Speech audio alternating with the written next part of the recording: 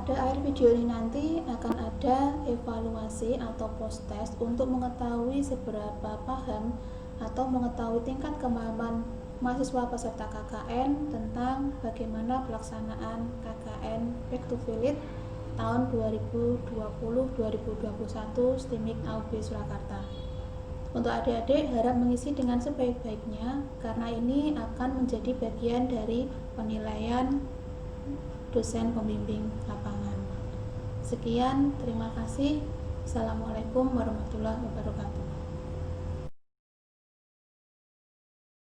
Bismillahirrahmanirrahim. Selamat pagi. Assalamualaikum warahmatullahi wabarakatuh.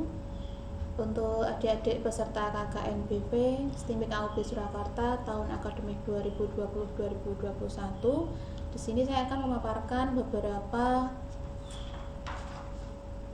materi untuk pembekalan Anda nanti ketika melaksanakan program KKN. Yang pertama adalah tentunya alur pendaftaran. Adik-adik sudah mendaftar pada tanggal 16 sampai dengan 24 Juli 2020. Nah, setelah pendaftaran ini nanti adik-adik akan mendapatkan mapping untuk tempat KKN, tentu saja sesuai dengan EKTP yang sudah dilampirkan pada waktu pendaftaran, juga sesuai dengan surat keterangan domisili. Nah, setelah ada mapping peserta, nanti adik-adik akan ada yang namanya dosen pembimbing lapangan. Dosen pembimbing lapangan ini adalah yang akan membimbing adik-adik selama proses KKN dan sampai nanti tahap evaluasi. Untuk minggu depan mulai tanggal 27 Juli nanti adik-adik bisa melakukan survei lapangan. Survei lapangan ini diperlukan untuk mendapatkan apa? Untuk mendapatkan temuan masalah di desa mitra tempat adik-adik akan melaksanakan KKN. Nah, untuk form survei atau observasi lapangan ada di lampiran 1 di pedoman KKN BP. Nanti adik-adik bisa mengisi form survei sesuai dengan hasil survei atau observasi lapangan. Kemudian permasalahan apa yang ditemukan, dituliskan, dan rencana program yang akan dilaksanakan juga disertakan. Tentu saja nanti mengetahui kepala desa atau kelurahan setempat juga dengan persetujuan DPL. Setelah form survei diisi, apa yang adik-adik lakukan? Adik-adik mulai melakukan program kerja individu. Kenapa program kerja individu? Karena sebenarnya KKN ini adalah KKN mandiri bagi adik-adik sesuai dengan KTP tempat adik-adik tinggal di desa tersebut. Tentu saja nanti akan ada penyuluhan dan juga pendampingan dari DPL masing-masing. Nah, untuk rencana program kerjanya nanti bisa berupa pelatihan, bisa membuat program sesuai dengan kebutuhan desa mitra. Kemudian itu nanti KKN akan dilaksanakan selama 1 bulan penuh mulai dari tanggal 3 Agustus sampai dengan 2 September 2020. Sebelum itu nanti adik-adik akan diberikan pelepasan. Pelepasannya adalah secara simbolis atau daring. Ya, jadi nanti kita ambil 1 atau 2 mahasiswa sesuai dengan program studi masing-masing, secara simbolis akan dilepas oleh panitia KKN. Seperti itu. Kemudian di lapangan nanti akan ada kegiatan yang akan dilaksanakan adik-adik. Setiap kegiatan harus ada dokumentasi, baik berupa foto maupun video. Videonya maksimal berdurasi 15 menit.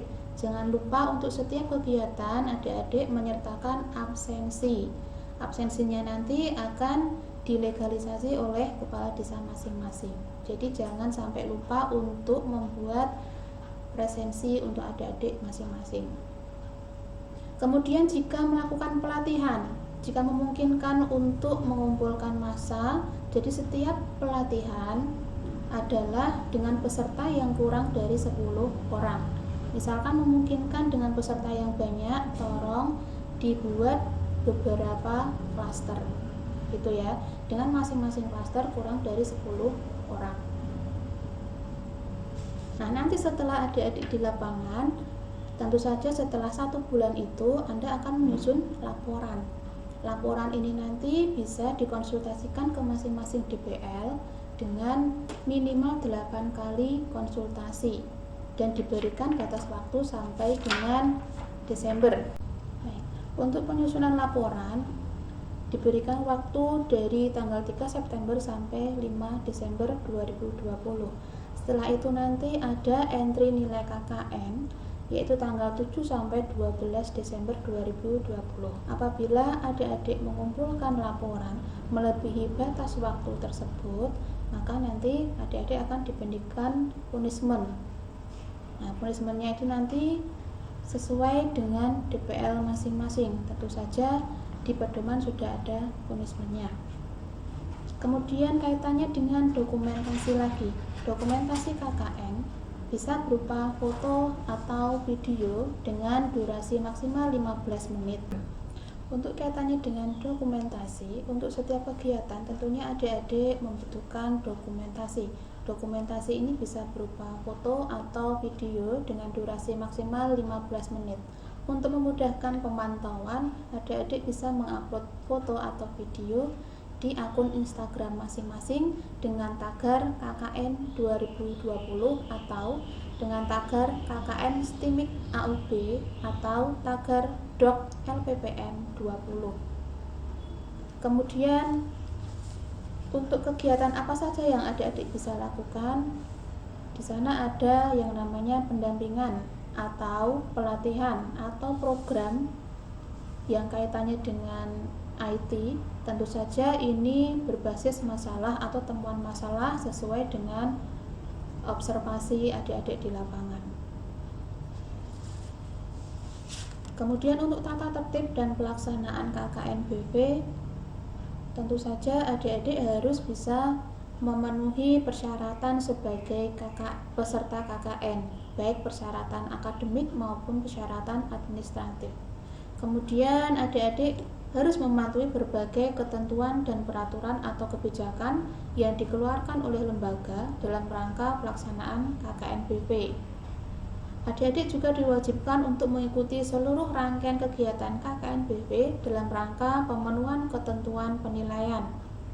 Kemudian adik-adik juga diwajibkan untuk melaksanakan survei lapangan yang dibimbing oleh DPL secara daring dan mendapatkan izin dari RT atau RW di mana mahasiswa tersebut bertempat tinggal. Kemudian yang kelima, bekerja sama dengan masyarakat melalui ketua RT atau RW dan mengikuti bimbingan DPL secara daring dalam menentukan permasalahan sebagai latar belakang dalam penyusunan program kegiatan. Mematuhi pengarahan ketua RT atau RW setempat dan saran dari dosen pembimbing lapangan untuk kelancaran pelaksanaan program kegiatan.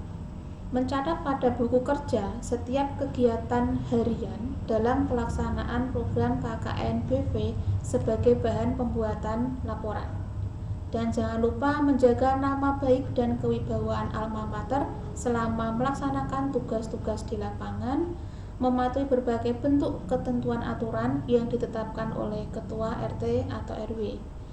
Dan untuk yang terakhir, adik-adik harus berpartisipasi melaksanakan kebijakan pemerintah dalam rangka penyebaran virus COVID-19 dengan mematuhi protokol kesehatan, menggunakan masker dalam setiap kegiatan, menjaga jarak dan tidak berkerumun dalam melaksanakan kegiatan, menjaga kebersihan diri dan lingkungan, serta selalu mencuci tangan atau menggunakan hand sanitizer apabila selesai melakukan kegiatan.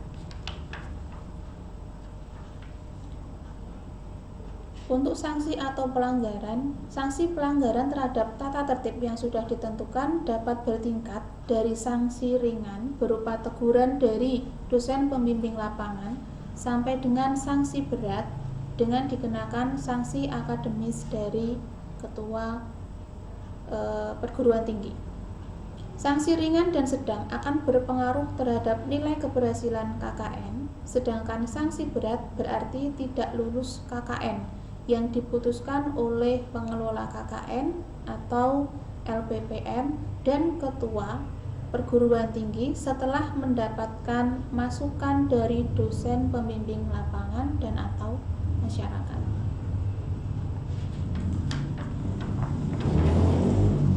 Demikian tadi hal-hal yang bisa adik-adik ketahui selama melaksanakan program KKN. Tentu saja harus menjaga amanah untuk menjaga nama baik alma mater, kemudian laksanakan program dengan sebaik mungkin, mematuhi peraturan yang ada di desa mitra, dan selalu melaksanakan kegiatan dengan penuh tanggung jawab. Saya rasa untuk pembekalan cukup. Selamat melaksanakan tugas untuk adik-adik peserta KKN Back to Village STIMIK AUB Surakarta tahun akademik 2020-2021. Tetap jaga kesehatan, salam sukses. Assalamualaikum warahmatullahi wabarakatuh.